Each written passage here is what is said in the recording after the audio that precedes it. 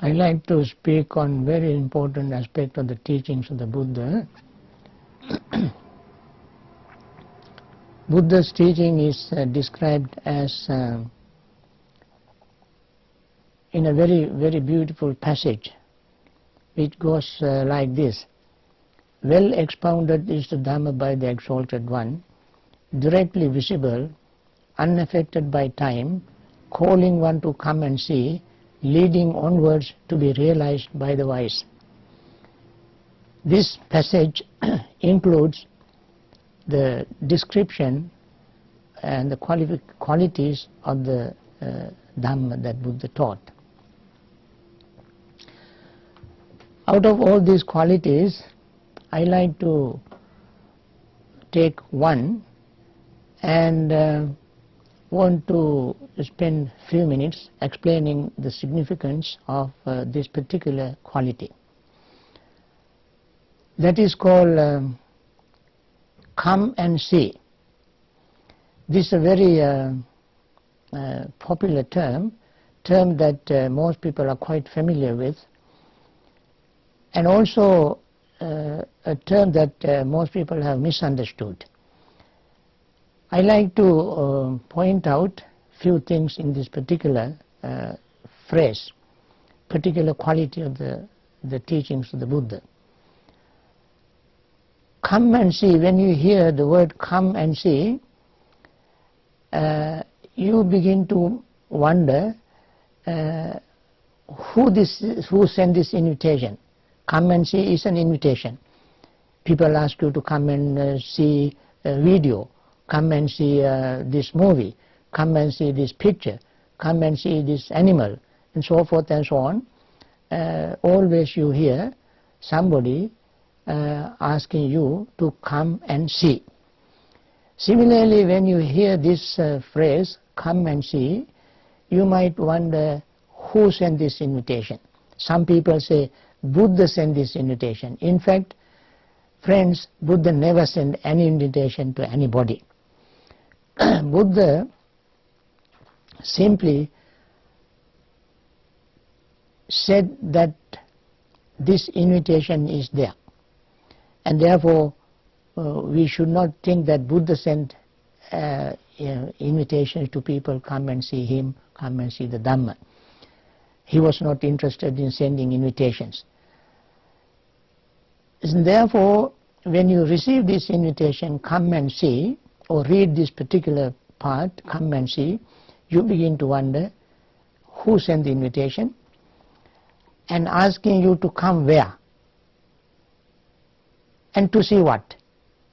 These are the three things you got to look at and think of. Who sent the invitation, asking you to go where, and to see what.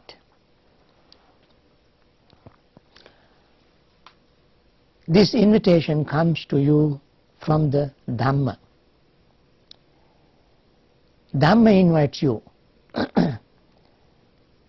And where is this Dhamma? And where should you go to see this Dhamma?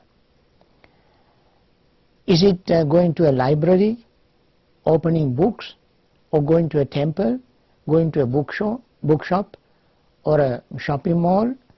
Where can you see the Dhamma? So, invitation comes from the Dhamma, and where is this Dhamma? Dhamma is in us. We are the Dhamma. And the invitation asks us to come. Come where? Come inside. Come within ourselves and see the Dhamma in our own life, in our own body and mind. That is where the Dhamma is. For instance, in the Dhamma we hear very most fundamental truth, because Dhamma itself is the truth. In fact, when Buddha delivered his first sermon, he called this the truth, and we call it not simple truth but Four Noble Truth. So truth and Dhamma are not two different things. He asks us to come and see the truth, which is synonymous with the Dhamma. And the truth and the Dhamma, as they are synonymous, must be something that exists in you, in me, in everybody, everywhere. Because the truth cannot be different from person to person, time to time, place to place, situation to situation. It is true all the time, everywhere, whether it is me or you. And the Buddha also said, whether the Buddhas come into existence or not, this established Dhamma exists. He said in Pali, I try to refrain from using Pali language, which is the beautiful language that the Buddha himself used to teach the Dhamma. Since not too many people understand the language, I try not to use the language. In that he said, bhikkhus, whether the Buddhas come into existence or not, this established Dhamma exists. That, what is the established Dhamma? That all conditioned things are impermanent. That a Buddha understood, realized, comprehended. Having understood, realized, comprehended, he declared, expounded, explained and taught to the world that all conditioned things are impermanent. And this is an established Dhamma. This Dhamma is not established by somebody outside the Dhamma, but within the Dhamma itself, this truth, this reality exists. And therefore, the Dhamma that exists within us invites us to see this truth within ourselves. And that is what come and see means. That means come within, come inside, come closer, look inside, don't look outside. This is the beauty of Dhamma. Normally, we are so obsessed in looking outside for truth, for reality, sometimes or most of the time for our own problems. We look outside. Friends, the truth is within us. This impermanence is within us. Another thing is the Buddha taught in his Dhamma is that that Dhamma exists within us. What is that Dhamma that exists within us? That is, that which is impermanent is necessarily, always, without any exception, is unsatisfactory or suffering. Not because it is impermanent that is suffering, but because of our clinging or craving, attachment to impermanent things, thinking that impermanent things are permanent. And that is suffering. And therefore that suffering also does not exist outside ourselves. It exists within ourselves. We experience suffering. So we have to look at suffering within ourselves, inside our own experience. Then that which is impermanent and subject to suffering because of our attachment to that impermanent things, we realize another truth, that also true, not artificially true, but realistically, factually true. That is, all conditioned things are impermanent, all conditioned things are unsatisfactory. Therefore, there is no central control to stop this impermanence and to make it permanent, to make unsatisfactory as satisfactory. Unsatisfactoriness is unsatisfactoriness. impermanent. Impermanence is impermanent. No one can make it change, make it permanent. So in our daily experience, we have to see this Dhamma, this reality, this truth. And therefore it is also called unaffected by time. Unaffected by time means the things are impermanent in the time of the Buddha, or even billions of years ago. From time immemorial things were impermanent. They have been impermanent, they are impermanent, and they are impermanent into the infinity. All the conditioned things are impermanent. And therefore it is called unaffected by time. It is timeless truth. Also it is called unaffected by time because when certain things happen, its result is inevitable and invariable. For instance, when you are angry, full of hatred, you don't have to wait for a second to feel the impact of your anger. As soon as anger arises, you feel very painful, uncomfortable, and it is very miserable. Similarly, when the anger disappears, that very instant you experience joy and happiness. When restlessness and worry, fear and tension arise, you experience fear and tension right then and there. When they disappear from your mind, you experience peace, joy and happiness right there, that very moment. And therefore this is what we have to come and see. Come within ourselves, see within ourselves how pain arises, how pain disappears. When pain disappears, how we feel.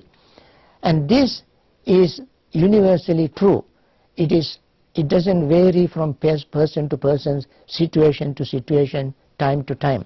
When the conditions, causes and conditions arise, pain arises. When those causes and conditions fade away, disappear, pain disappears. When causes and conditions arise, happiness arises. When causes and conditions disappear, pass away, happiness disappears. So joy, happiness, pain, suffering, and all these are unaffected by time. That means when the causes are there, conditions are there, happiness is bound to happen at that time. Similarly, when causes and conditions are there for unhappiness, pain, suffering, and unhappiness, pain and suffering are the results. Therefore, that reality, that truth we must see within ourselves. There is no any outside power or supernatural, supernormal power to make this happen within ourselves. They happen within ourselves according to the ways things, causes and conditions arise. So when you see the word come and see, you always have to look at yourself, within yourself, to look at your own experience and see how they happens. When you practice, say for instance, friendliness, you become friendly. You relieve your mind of tension, anxiety. You become full of friendly feeling. Remove your hatred. That instant you experience joy and happiness. You become friendly. Everything around you is friendly for you. You cannot create it artificially. It has to come from within your own training, experience and cleansing your mind. And this you can see within yourself. This is what come and see means. Otherwise, That also kammansi is the quality of the Dhamma, as I said. This quality is within yourself. You are the Dhamma, you create the Dhamma, you enjoy the Dhamma, you feel the benefit of Dhamma. The word Dhamma we use very often means that which can exist by itself, upholds upheld by itself. It doesn't need any outside force to maintain and support. For instance, impermanence does not need any outside agents, outside support it to be impermanent. It is impermanent within itself. This is what is called the intrinsic nature of all conditioned things. Intrinsic means that which exists within itself. Similarly, the peace, joy, happiness exists within ourselves only when the things, the conditions are right within ourselves. So we have to look at ourselves, see this happening within ourselves. The next quality of the teachings of the Buddha is called to be realized by the wise, by himself or herself. This is a wonderful quality.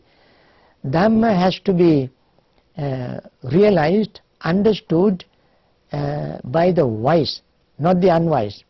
And Buddha always repeated that this Dhamma is for the wise, not for the unwise. Because a wise person is the one who trained the mind to look at things in a most realistic way, rather than looking at things in an artificial way. He doesn't try to hide things, but he likes to face things as they happen, as they occur within himself, and look at them as they arise and as they pass away. This is the quality of an intelligent person, wise person.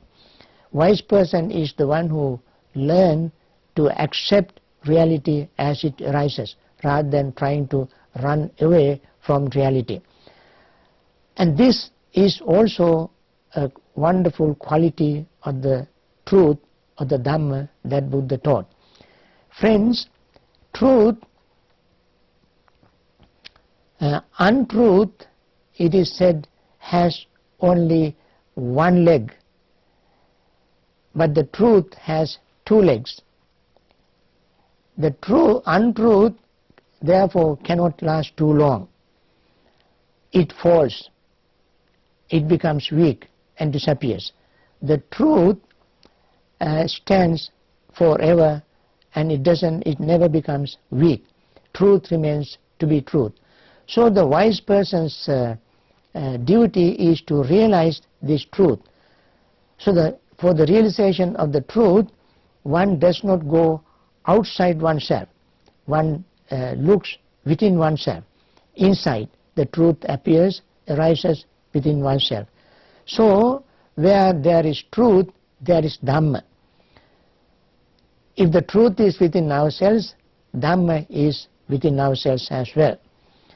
And this Dhamma that Buddha realized also is excellent in the middle, excellent in the middle, excellent in the end.